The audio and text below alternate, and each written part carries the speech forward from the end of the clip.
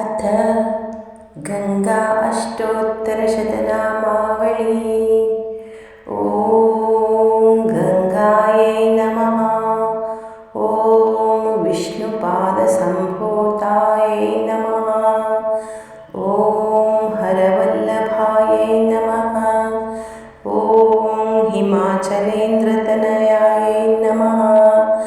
ॐ गिरिमण्डलगामिन्यै नमः। ॐ तारकातिजनन्यै नमः। ॐ सगरात्मजा तारकायै नमः। ॐ सरस्वतीसमायुक्तायै नमः। ॐ सुघोषायै नमः। ॐ सिन्धुगामिन्यै नमः। ॐ भागीरथ्यै नमः। ॐ भागवत्यै नमः। ॐ भगीरथानुगायै नमः। ॐ त्रिविक्रमपदोद्भूतायै नमः। ॐ त्रिलोकपथगामिन्यै नमः।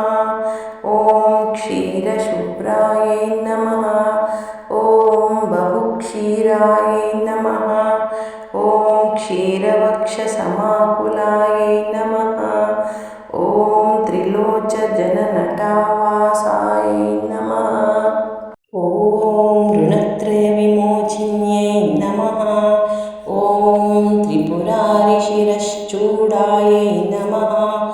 ॐ जाह्नव्यै नमः। ॐ नरकभीतिहृते नमः। ॐ अव्ययायै नमः। ॐ नयनानन्ददायिन्यै नमः। ॐ नगपुत्रिकायै नमः। ॐ निरञ्जनायै नमः। ॐ नित्यशुद्धायै नमः। ॐ नीरजालिपरिष्कृतायै नमः।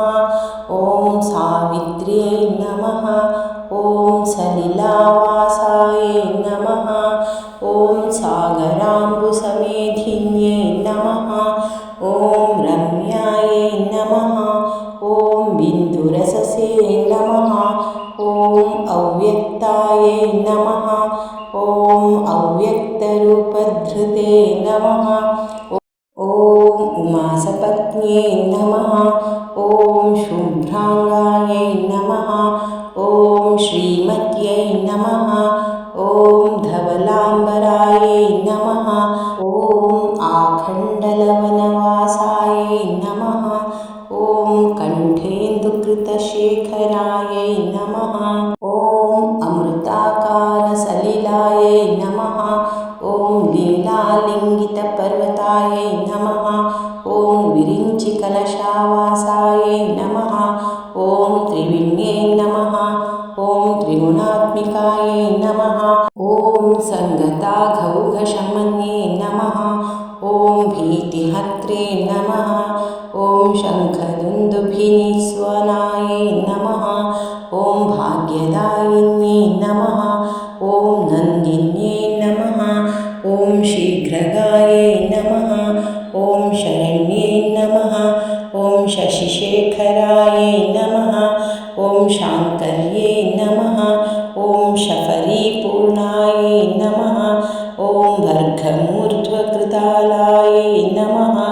ॐ भवप्रियायै नमः। ॐ सत्यसन्धप्रियायै नमः। ॐ हंसस्वरूपिण्यै नमः। ॐ भगीरथभृतायै नमः। ॐ अनन्तायै नमः। ॐ शरश्चन्द्रनिभाननायै नमः। ॐ ओङ्काररूपिण्यै नमः। ॐ अनलायै नमः। ॐ क्रीडाकल्लोलकारिण्यै नमः। ॐ स्वर्गसोपानशरण्ये नमः। ॐ सर्वदेवस्वरूपिण्ये नमः। ॐ अम्बप्रदायै नमः। ॐ दुःखहन्त्रे नमः। ॐ शान्तिसन्तानकारिण्ये नमः। ॐ दारिद्र्यहन्त्रे नमः। ॐ शिवदायै नमः। ॐ संसारविषनाशिन्ये नमः। ॐ प्रयागनिलयायै नमः। ॐ श्रीदायै नमः। ॐ तापत्रयविमोचिन्ये नमः। ॐ शरणागतदीनार्तपरित्राणायै नमः। ॐ सुमुक्तिदायै नमः। ॐ पापहन्त्रे नमः। ॐ पावनाङ्गायै नमः। ॐ परब्रह्मस्वरूपिण्ये नमः। ॐ पूर्णायै नमः। ॐ पुरातनायै नमः।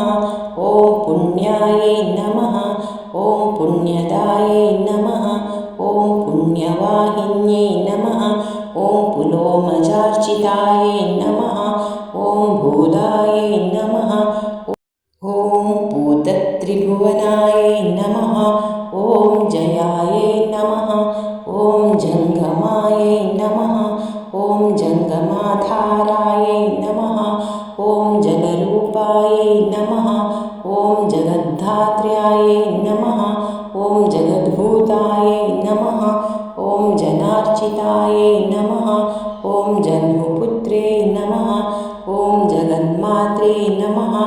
ॐ जम्बूद्वीपविहारिण्ये नमः। ॐ भवपत्न्ये नमः। ॐ भीष्ममात्रे नमः। ॐ सिक्तायै नमः।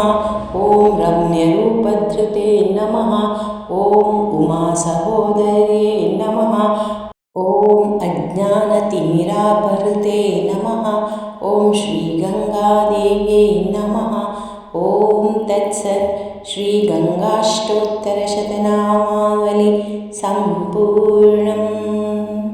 सर्वे जनाः सुखिनो भवन्तु। ಧನ್ಯವಾದಗಳು.